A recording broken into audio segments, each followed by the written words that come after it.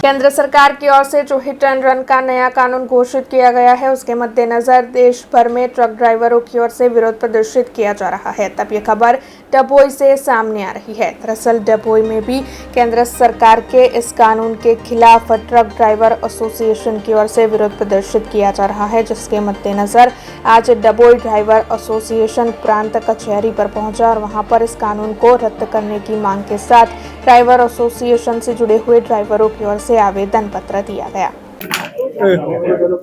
आप श्रीना मीडियाना माध्यमથી અમે ડ્રાઈવર બધા ભેગા થયા છે। ડભોઈના ડ્રાઈવર આ એક ડભોઈના ડ્રાઈવર થકી નથી, પણ આ પરંતુ ડભોઈ સમગ્ર ભારત દેશનો આ એક મોટો પ્રશ્ન છે।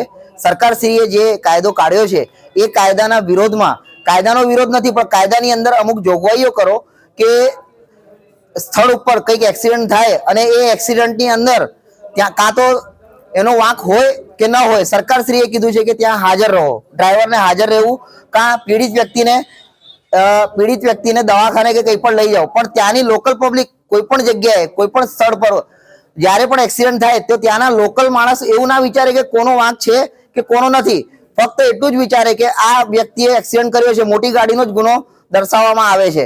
કોઈ જગ્યાએ એવું નથી હોતું કે નાની ગાડીનો કોઈ વાંક હશે કે નહીં હોય। જો સ્થળ પરથી ડ્રાઈવર હટી જાય તો એને સરકાર મારી નાખે અને ત્યાં ઉભો રહે તો ત્યાંની લોકલ પબ્લિક એને મારી નાખે।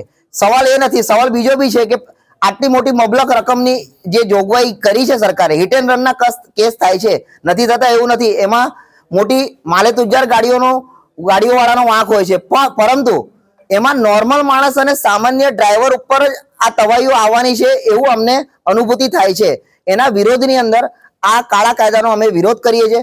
સરકારશ્રીને અમારું એક આવેદન છે કે આમાં તમે સુધારા વધારાની જોગવાઈ કરો અને એની અંદર જેટલું ઘટતું થાય એટલું કરો। 6-8 હજારના પગારદાર વાળો માણસ કોઈ દિવસ 8 લાખ કે 10 લાખ ભોગવી શકે એવો નથી કે 10 વર્ષ સુધી એને જેલ કરો તો એ જેલ કઈ રીતે પેલો મધ્યમ વર્ગ કરતા બી નીચલો વર્ગ ગણાય છે। ક્લાસ 3 ની અંદર, ક્લાસ 4 ની અંદર ગણાય છે ડ્રાઈવર। એ ડ્રાઈવર આ રીતે પોસાય એવું કોઈ કાયદાની અંદર પોસાય એવી કોઈ જોગવાઈ નથી। એ જોગવાઈનો વિરોધ છે, કોઈ કાયદાનો વિરોધ નથી। અમે અમારા ડભોઈના જેટલા બી ડ્રાઈવર યુનિયન છે, અમે કોઈ જગ્યાએ કોઈ ચક્કાજામ નહીં કરીએ કે કશું નહીં કરીએ, એમાં અમે બી નથી માનતા કે કોઈનું નુકસાન થાય, સરકારનું નુકસાન થાય એવું અમે નથી ઈચ્છતા। પરંતુ સરકારશ્રીને એક આવેદન છે, એક વિનંતી છે, એક રિક્વેસ્ટ છે કે તમે આમાં કંઈક જેટલું બનતું હોય એટલું ઘટતું કરો। अब खबरों से लगातार अपडेट रहना हुआ आसान।